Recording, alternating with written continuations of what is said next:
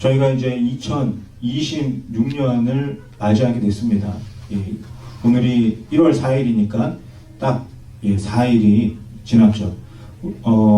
많은 분들이 새해를 맞이하면요, 여러 가지 것들을 결심을 하고 또 계획을 세우는 것 같습니다.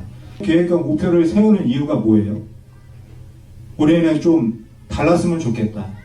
뭔가 변화되고 새로운 새해를 살았으면 좋겠다. 이런 생각을 하게 되는 것 같습니다. 그래서 그 많은 계획을 기록을 해놓죠. 요즘은 뭐 핸드폰에 기록해 놓기도 하고 다이어리를 사서 거기다 기록해 놓기도 합니다.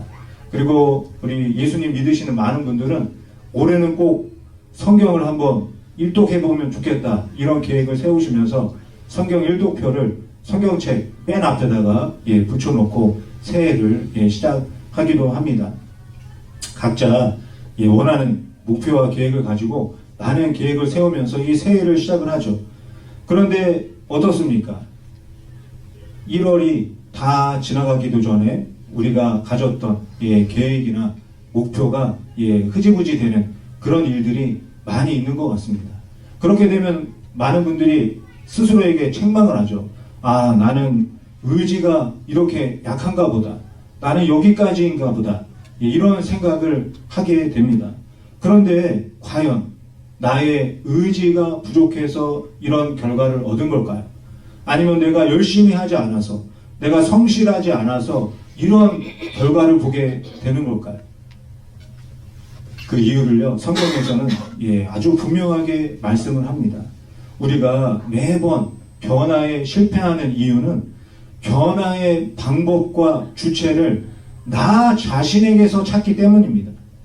내가 결심을 바꾸고, 내가 태도를 고치고, 내가 노력하면 변화될 것이다, 이렇게 생각하기 때문입니다.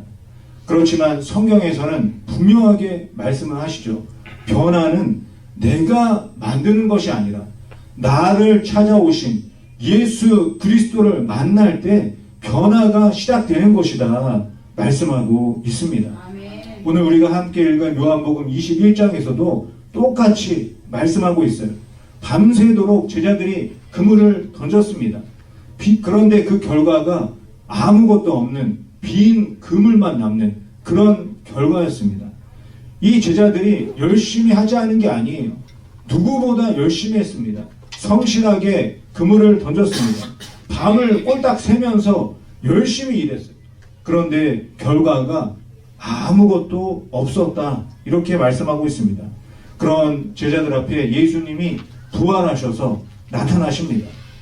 오늘 우리가 함께 읽은 말씀 중에 조금 특이한 장면이 있는데, 예수님이 바닷가에다가 숯불을 피워놓고 계시다는 것을 볼 수가 있습니다. 이 숯불은요, 깊은 의미가 있습니다. 이 제자들, 특별히 베드로에게 이 숯불은 마주하기 힘든 너무나 괴로운 이야기 중에 하나예요.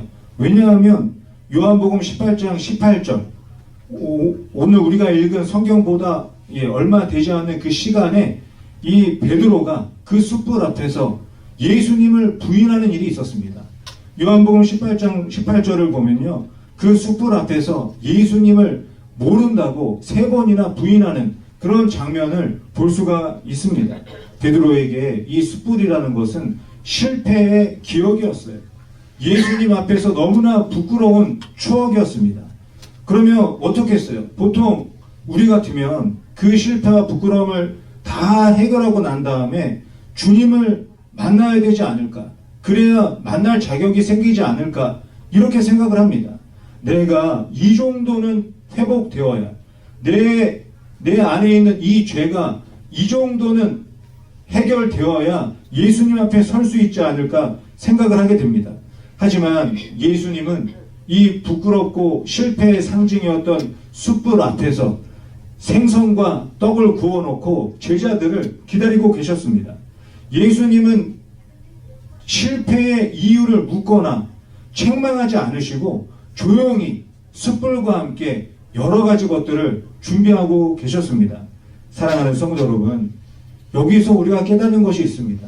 변화는 나의 완벽함에서 이루어지는 게 아니라는 겁니다.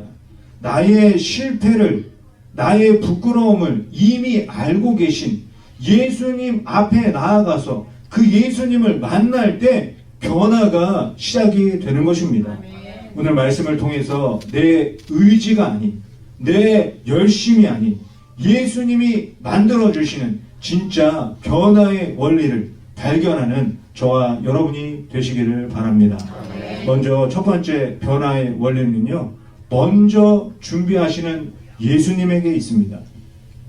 오늘 우리가 함께 읽은 본문의 말씀을 생각해 보시기 바랍니다. 제자들은 밤에 바다로 나갔습니다.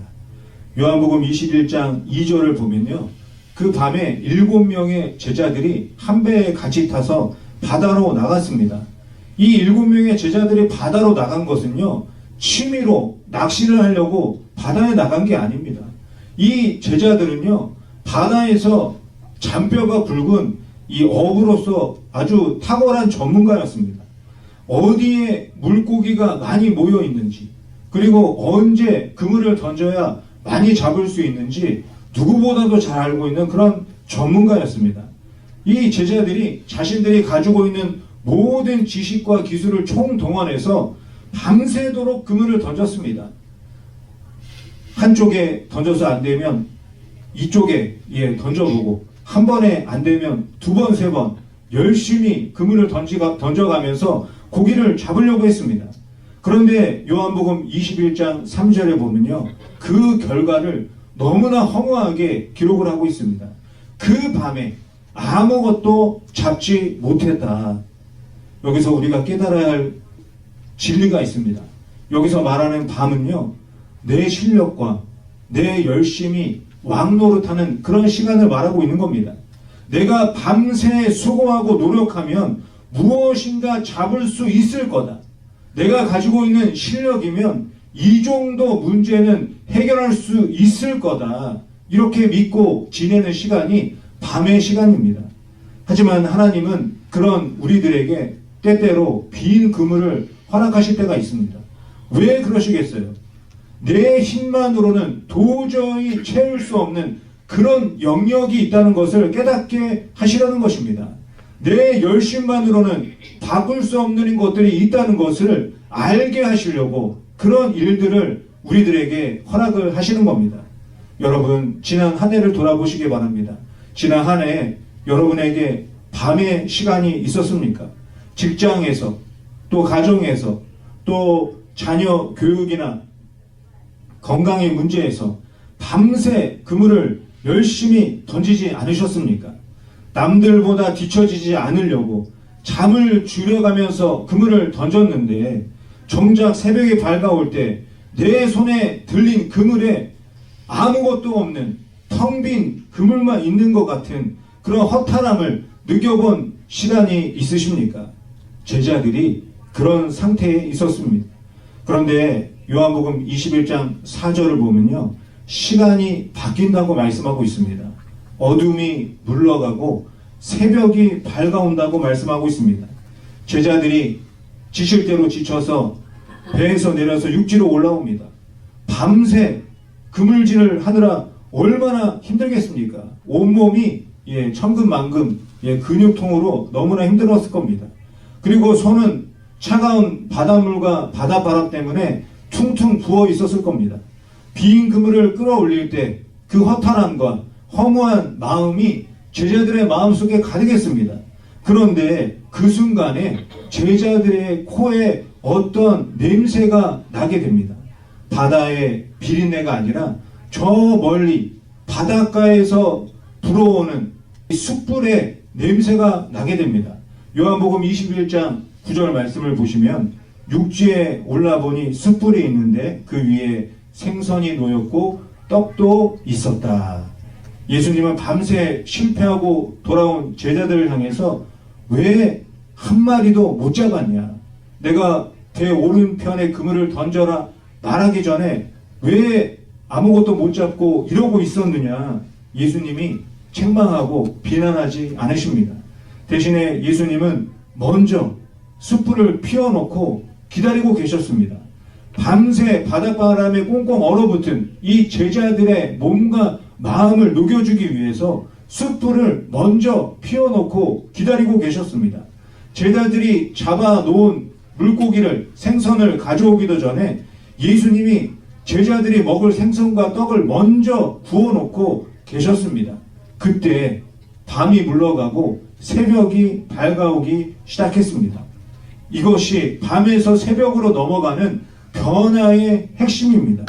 밤은 내가 무엇을 잡으려고 애쓰는 시간이지만, 새벽은 나를 위해 먼저 준비해놓고 기다리시는 예수님을 만나는 시간을 말하고 있는 것입니다. 나의 실력, 나의 노력이 끝나는 그 밤의 끝자락에서 예수님을 만날 때 새벽이 다가오게 되는 것입니다. 사랑하는 성도 여러분, 변화는 내가 그물을 던지는 그 기술을 배우고 익히는 데 있지 않습니다. 빈 그물을 들고 있는 그대로 먼저 숯불을 피워놓고 기다리고 계시는 예수님 앞에 나아가서 예수님을 만날 때 변화가 시작이 되는 것입니다. 변화된 삶을 살기를 원하신다면 나를 위해서 먼저 모든 것을 준비하시고 기다리시는 예수님을 만나시기를 바랍니다. 예수님을 만날 때 변화된 한 해가 될 줄 믿습니다. 두 번째 변화의 원리는요, 먼저 채워주시는 예수님에게 있습니다. 제자들이 배에서 내려서 육지로 올라왔습니다. 그들의 손에는 밤새 씨름했던 빈 그물이 아니라 정말 들 수도 없을 만큼 묵직한 그물이 들려져 있었습니다. 요한복음 21장 11절 말씀을 보면요, 이 상황을 아주 정확하게 기록을 합니다. 그물에 가득 찬 큰 물고기가 153마리라고 기록을 하고 있습니다. 왜 성경은 굳이 153마리라는 이 숫자를 기록해 놓았을까요? 이것은 단순히 운이 좋아서 많이 잡혔다 이 말을 하는 게 아닙니다. 밤에는 내 실력으로 아무것도 없었지만 예수님의 말씀 앞에 분명한 실제, 분명한 결과가 있었다는 것을 보여주고 있는 것입니다. 그렇지만 여기서 더 중요한 것은 이 앞에 있는 말씀, 10절에 예수님이 말씀하시는 말씀 속에 있습니다. 지금 잡은 생선을 좀 가져오라. 우리는 이 말씀에서 예수님이 우리에게 베풀어 주시는 은혜의 순서를 발견하게 됩니다. 예수님은 제자들에게 처음부터 나를 위해서 무엇을 좀 가져오라고 말씀하지 않으십니다. 아무것도 없는 빈손인 제자들에게 무리한 헌신을 강요하지 않으십니다. 주님이 먼저 하신 일은 말씀으로 그들의 빈 그물을 찢어질 만큼 가득 채워주셨습니다. 충분히 누리게 하신 다음에 그 다음에 가져오라 말씀하고 계십니다. 이 순서가 바뀌게 되면 어떤 일이 생기겠습니까? 신앙이 고역이 되고 무거운 짐이 됩니다. 우리는 주님께 나갈 때마다 드릴 것이 없어서 주저하게 되는 거죠. 나는 시간도 없고 재능도 없고 마음의 여유도 없는데 무엇을 드릴 수 있을까? 너무나 마음이 어렵고 힘들게 됩니다. 하지만 여러분, 예수님이 원하시는 헌신은 내 주머니를 털어서 드리는 것이 아닙니다. 예수님이 내 인생에 먼저 채워주신 은혜를 확인하고 그 은혜를 가지고 다시 주님께 나아가는 것입니다. 이 모습은 예수님이 광야에서 수많은 사람들을 오병이어로 먹이신 모습에서도 볼 수가 있습니다. 요한복음 6장 5절을 보면요, 굶주린 무리들을 보시고 예수님이 이렇게 말씀하십니다. 어디서 떡을 사서 먹이겠느냐? 예수님은요, 제일 먼저 그들의 형편을 살피십니다. 그들이 가진 작은 떡 5개와 물고기 2마리를 가져 5,000명을 먹이십니다. 주님은 없는 것을 만들어 오라고 말씀하지 않으십니다. 주님이 주신 것을 가져오게 하셔서 그것을 통해서 더 큰 은혜를 베풀어 주시는 것입니다. 제자들이 가져온 물고기도 마찬가지입니다. 누구의 것입니까? 제자들의 그물에 잡혀 끌려 올라왔지만 그 모든 것을 잡게 해주신 분은 예수님이십니다. 우리의 삶도 마찬가지예요. 여러분의 소득, 여러분의 건강, 여러분의 재능은 누구의 것입니까? 내 힘으로 얻은 것 같지만 실상은 예수님이 잡게 해주신 것들입니다. 그러므로 가져오라는 이 예수님의 말씀은요, 우리를 착취하려는 그런 말씀이 아닙니다. 내가 너에게 준 은혜의 결과를 가지고 와서 나와 함께하자, 예수님이 말씀하고 있는 겁니다. 사랑하는 성도 여러분, 신앙은 없는 것을 쥐어짜서 내놓는 고통이 아닙니다. 주님이 주신 것을 주님께로 다시 가져가는 것입니다. 내 그물을 채워주신 분이 예수님이십니다 고백하는 것입니다. 먼저 채워주신 분이 예수님이란 이 고백이 있을 때 우리의 노력, 우리의 수고, 우리의 열심이 허무한 노동이 아니라 영광스러운 열매로 채워지는 큰 은혜가 임하기를 줄 믿습니다. 그러므로 우리의 열심, 우리의 수고보다 먼저 예수님이 허락하신 은혜를 기억하는 저와 여러분이 되시기를 바랍니다. 세 번째 변화의 원리는요, 먼저 함께 하시는 예수님에게 있습니다. 예수님은 제자들이 가져온 그 물고기를 받으신 후에 요한복음 21장 12절에서 이렇게 말씀하십니다. 와서 조반을 먹으라. 이 한 문장은요, 제자들의 삶을 완전히 바꿔놓은 말씀이십니다. 한번 가만히 생각해 보시기 바랍니다. 이 말씀을 듣고 있는 제자들의 마음이 어떻겠습니까? 너무나 불편합니다. 왜냐하면 예수님을 버려두고 도망갔기 때문이에요. 예수님을 놔두고 고향으로 돌아갔기 때문입니다. 그러니까 예수님과 함께하는 것이 편하지만은 않습니다. 보통 사람 같으면 제자들에게 뭐라고 말했겠어요? 왜 너 나만 버리고 도망갔냐? 인생을 그렇게 살면 되겠냐? 이렇게 말하지 않겠습니까? 그런데 예수님은 그들에게 어떠한 지시도 하지 않습니다. 어떠한 사명을 주시지도 않습니다. 대신에 뭐라고 말씀하시느냐? 나와 함께 먹자, 이렇게 말씀하고 계십니다. 여기서 우리는 또 하나의 중요한 변화의 원리를 발견하게 됩니다. 진정한 변화는요, 더 나은 사람이 되겠다고 결심하는 것에서 이루어지는 것이 아니라 예수님과 함께 머무는 시간에 있다는 겁니다. 우리가 잘 알고 있는 마르다와 마리아 이야기 있잖아요. 예수님이 마르다와 마리아 집에 찾아갑니다. 예수님이 오신 것을 알고 마르다가 무엇을 해드릴까 고민하면서 부엌에서 열심히 준비를 합니다. 이 마르다의 열심이 너무나 귀하죠. 그렇지만 이 마르다는 예수님의 마음을 살피지는 못했습니다. 그런데 마르다의 동생 마리아는요, 예수님의 발 앞에 앉아서 예수님의 말씀을 듣고 있었습니다. 그럴 때 예수님이 마르다와 마리아에게 말씀하십니다. 누가복음 10장 42절에 보면요, 마리아는 이 좋은 편을 택하였으니 빼앗기지 아니하리라. 오늘 요한복음에서 제자들에게 말씀하시는 예수님의 말씀이 이 말씀입니다. 지금 마르다의 자리가 아니라 마리아의 자리로 제자들을 초대하고 계시는 겁니다. 밤새 그물을 분주하게 던졌던 그 손을 내려놓고 주님이 차려놓은 음식 앞에, 숯불 앞에 앉아서 주님을 바라보는 것이 지금 제자들에게 가장 필요한 것이라고 말씀하고 있는 겁니다. 여러분, 우리의 실패는요, 우리가 무능해서 실패하는 것이 아닙니다. 예수님을 위해서 무엇을 할까 너무 바빠서 정작 예수님과 함께하는 시간을 잃어버릴 때 우리는 실패하게 되는 것입니다.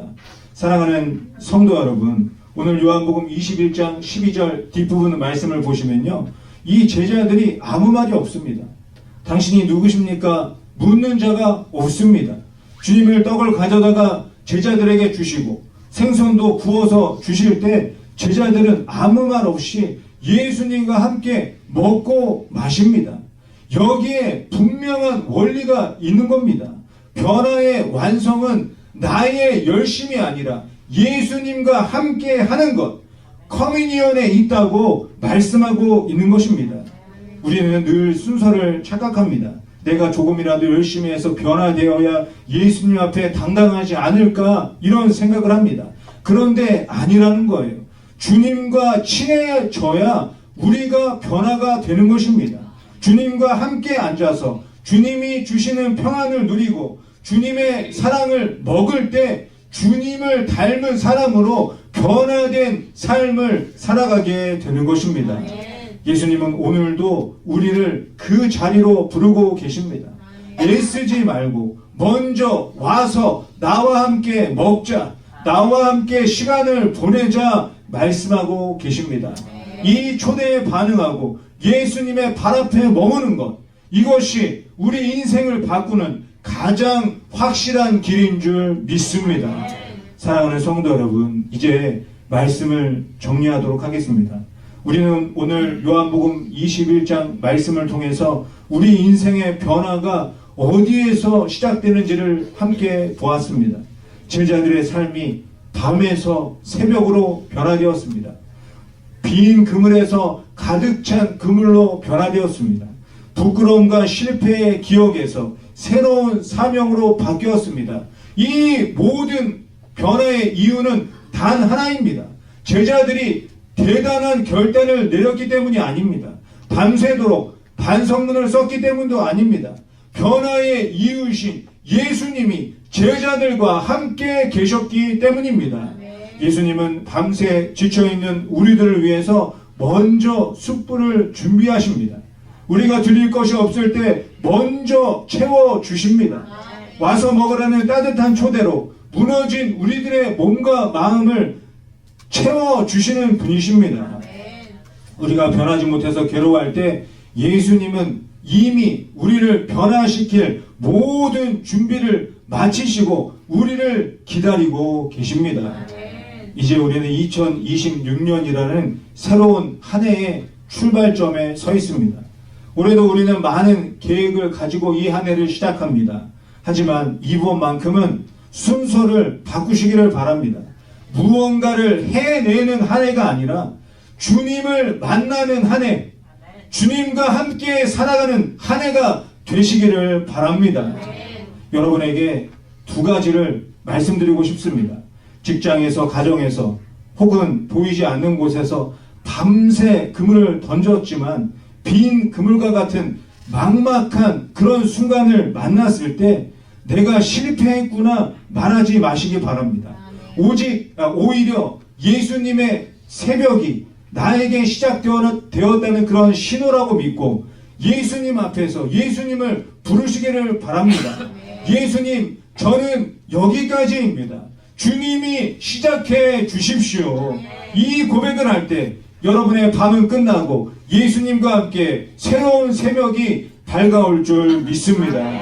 그리고 일주일에 한 번 드리는 예배, 또 매일 성경 말씀을 보는 그 짧은 시간, 하루에 잠깐이라도 무릎 꿇고 기도하는 시간, 이런 것들을 내가 지켜야 할 의무라고 생각하지 마시고 주님이 먼저 준비하신 숯불 곁으로 가서 주님이 준비하신 떡과 생선을 함께 먹고 마시는 시간으로 생각하시길 바랍니다. 마르다처럼 세상의 분주함에 마음을 뺏기지 마시고 마리아처럼 예수님의 발 앞에 나아가서 예수님을 만나시기를 바랍니다. 주님을 위해서 무언가를 하기 전에 주님이 나를 위해 일하시도록 그분 앞에 머무는 시간을 가장 최우선순위에 두는 저와 여러분이 되시기를 바랍니다. 예수님의 사랑을 충분히 먹고 마신 사람만이 세상을 이길 수가 있습니다.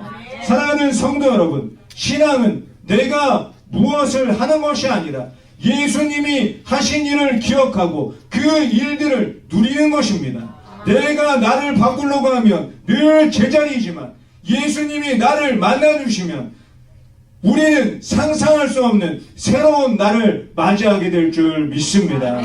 변화의 유일한 이유는 내가 아니라 예수님이신 줄 믿습니다. 우리 함께 읽어보겠습니다. 변화의 유일한 이유는 내가 아니라 예수님이십니다. 다시 한번 같이 읽어보겠습니다. 변화의 유일한 이유는 내가 아니라 예수님이십니다. 이 고백이 여러분의 삶과 가정과 또 우리 교회 위에 가득하기를 소망합니다. 우리가 주님과 함께 할 때 2026년은 내 힘으로 버티는 한 해가 아니라 주님이 주시는 풍성함을 누리는 은혜의 한 해가 될 줄 믿습니다. 예수님과 함께 우리에게 주어진 2026년을 변화된 삶으로 살아가는 저와 여러분이 되시기를 예수님의 이름으로 간절히 축원드립니다. 기도하겠습니다.